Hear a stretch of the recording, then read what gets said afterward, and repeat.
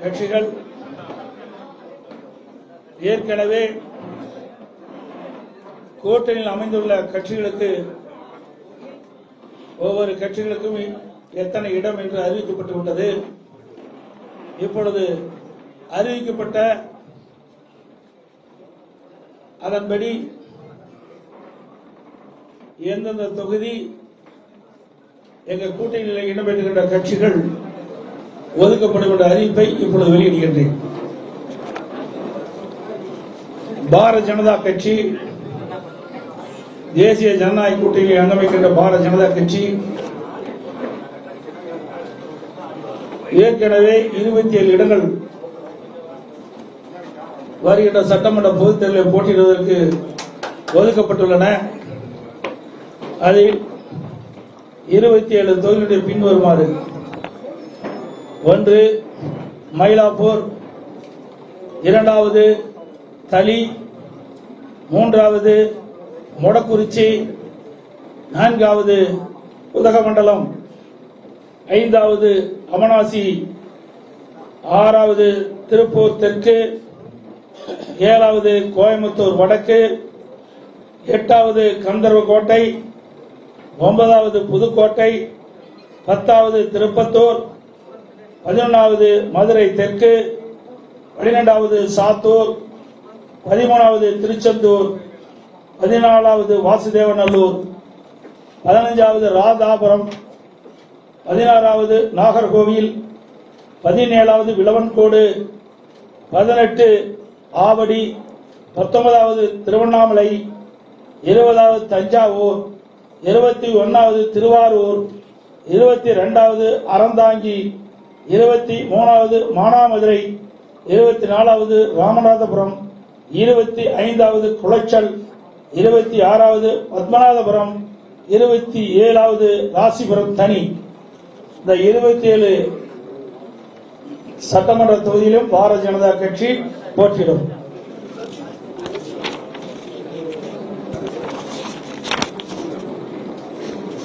தேசிய ஜனநாயக கூட்டணியில் அங்கமைக்கின்ற பாட்டாளி மக்கள் கட்சிக்கு 18 இடங்கள் ஏற்கனவே அறிவிக்கப்பட்டுள்ளன. அந்த 18 இடங்களில் உள்ள சட்டமன்ற தொகுதியிலே எந்தெந்த தொகுதிகள் ஒதுக்கப்பட்டுள்ள விவரத்தை இப்பொழுது தெரிவிக்கின்றேன். 1 சேலம் மேற்கு, 2வது தர்மபுரி, 3வது பெண்ணாகரம், 4வது விக்கிரவாண்டி, 5வது சோளிங்கர், 6வது மயிலாடுதுறை, 7வது திருப்போரூர், 8வது உத்திரமேரூர், 9வது ஜெயங்கொண்டம், 10வது போலூர், 11வது செஞ்சி, 12வது விருதாச்சலம், 13வது ரிஷிவந்தியம், 14வது காட்டுமன்னார் கோயில், 15 கீழ்வேலூர், 16 பெரம்பூர், 17 சேலம் வடக்கு, 18 அம்பத்தூர். இந்த 18 சட்டமன்ற தொகுதிகள் பாட்டாளி மக்கள் கட்சி போட்டியிடும்.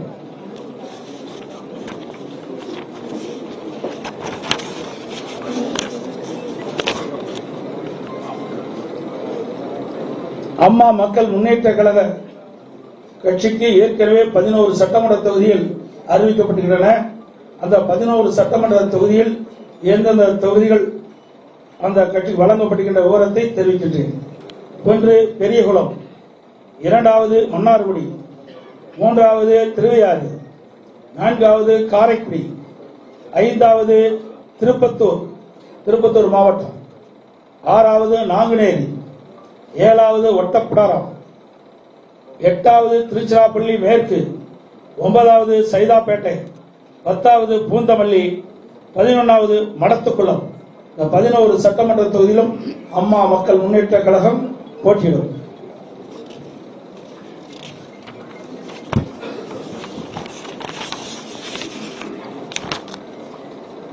தமிழ் மாநில காங்கிரஸ் கட்சிக்கு 5 சட்டமன்ற தொகுதிகள் ஒதுக்கப்பட்டுள்ளன.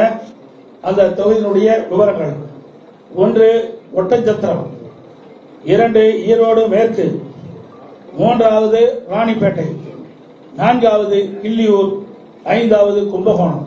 இந்த 5 சட்டமன்ற தொகுதியில் தமிழ் மாநில காங்கிரஸ் கட்சி போட்டியிடும்.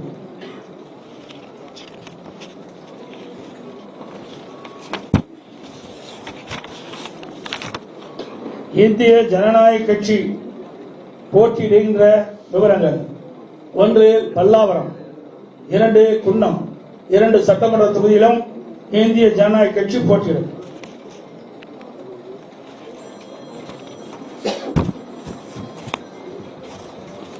தமிழக மக்கள் முன்னேற்ற கழகத்திற்கு ஒரு இடம் ஒதுக்கப்பட்டிருந்தன.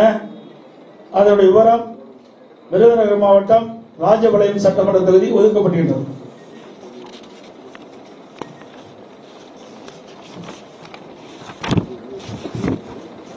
புரட்சி பாரத கட்சிக்கு ஒரு இடம் ஒதுக்கப்படுகின்றது.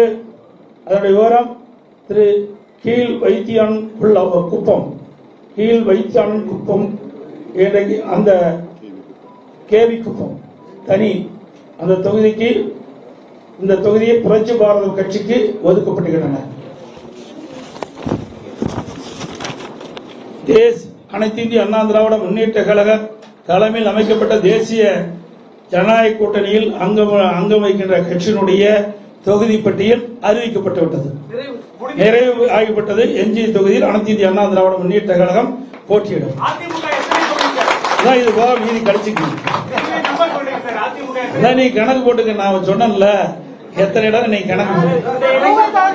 மீதி எஞ்சிய தொகுதியில் அனைத்து இந்திய அண்ணா திராவிட முன்னேற்ற கழகம் போட்டியிடும். விரைவில் எங்களுடைய போட்டியிடும் தொகுதிகள் அறிவிக்கப்படும்.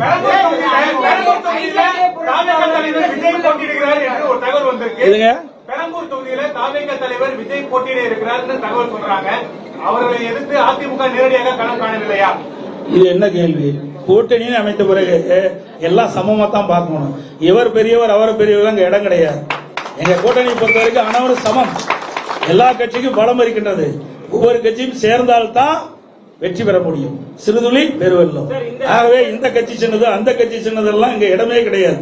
இங்க எங்க கூட்டணியில் அங்கம் வைக்கின்ற கட்சிகள்லாம் ஒரே விவரம் தான் பார்க்கிறோம். எங்க கட்சி அத்தனை பேரும் ஒருமுகமாகத்தான் பார்க்கிறோம். அதனால அனைத்து கட்சி எங்க 234 தொகுதிகளும் எங்களுடைய கூட்டணி கட்சியுடைய வேட்பாளர்கள் வெற்றி பெறுவார்கள். அதிமுக ஆட்சி.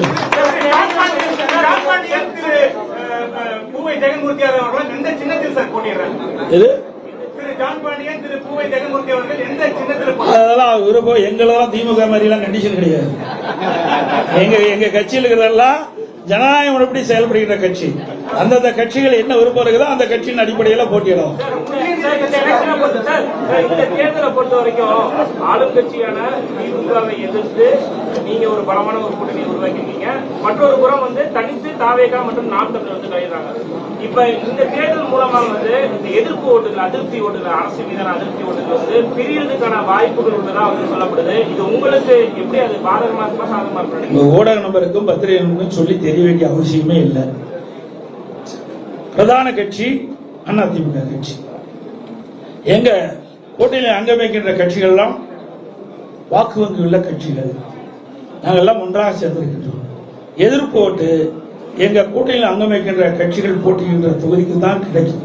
அதுல எந்த மாறுபட்ட கருத்து கிடையாது. ஏற்கனவே அனைத்து இந்திய அண்ணா திராவிட முன்னேற்ற கழக தலைமையில இருக்கிற கூட்டணிகள் எல்லாம் அமைத்து போட்டிட்டு இருக்கிறோம். மக்கள் திராவிட முன்னேற்ற கழகத்தை அகற்ற வேண்டும் என்ற முடிவுக்கு வந்துட்டாங்க. மக்கள் கொதித்து போய் இருக்கிறாங்க. அனைத்து இந்திய அண்ணா திராவிட முன்னேற்ற கழகம் கடந்த 5 ஆண்டுகளுமாக பிரதான எதிர்கட்சியாக சட்டமன்றத்திலே மக்களுடைய பிரச்சனையை எடுத்து வைத்து மக்களுக்காக வாதாடி இருக்குது. அதான் பார்க்கணும். மக்களுக்காக போராடுகின்ற கட்சி அதிமுக கட்சி. இந்த கூட்டணியில் அங்கம் வைக்கின்ற கட்சிகள் அனைத்தும் மக்களுக்காக போராடி கொண்டிருக்கின்றார்கள். அவ்வப்போது எந்தெந்த இடத்துல மக்களுக்கு பிரச்சனை இருக்குதோ அந்தந்த இடத்துல எங்களுடைய கூட்டணி கட்சி தலைவர்கள் ஏற்கனவே அவர்கள் மக்களுக்காக சேவை செய்து கொண்டிருக்கிறாங்க. மக்களுடைய பிரச்சனையை தீர்ப்பதற்காக இந்த அரசுடைய கவனத்திற்கு கொண்டு வருவதற்காக போராட்டங்களும் ஆர்ப்பாட்டம் நடத்தி கொண்டிருக்கின்றார்கள். ஆக அப்படி இருக்கின்ற பொழுது எதிர்ப்பு எங்க கிடைக்கும்? மக்களுக்காக யார் குரல் கொடுக்கிறாங்களோ அவருக்கு தானே கிடைக்கும். வீட்டில் இருக்கிறவங்களுக்கு கிடைக்காது.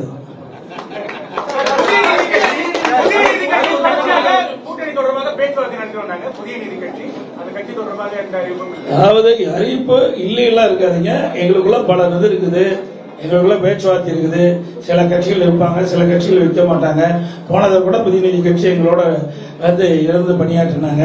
அதனால நீங்க இந்த கட்சியில சீட்டு இல்ல அந்த சீட்டு கட்சியெல்லாம் நினைக்காதீங்க. எங்க கூட்டில் அங்கம் வைக்கின்ற கட்சிகள் அனைத்துமே ஒருமித்த கருத்தோடு இருக்கின்ற கட்சிகள். கரூர் மாவட்டத்துல 283 இடங்களுக்கு மேல தற்காலிக குட்டைகள் அமைத்து வாக்காளர்கள் அடைச்சு வச்சு சாப்பாடு, அவங்களுக்கு பிரியாணி, சரக்கு, காசு எல்லாம் கொடுக்கறதா இன்னைக்கு புகார் கொடுத்திருக்காங்க.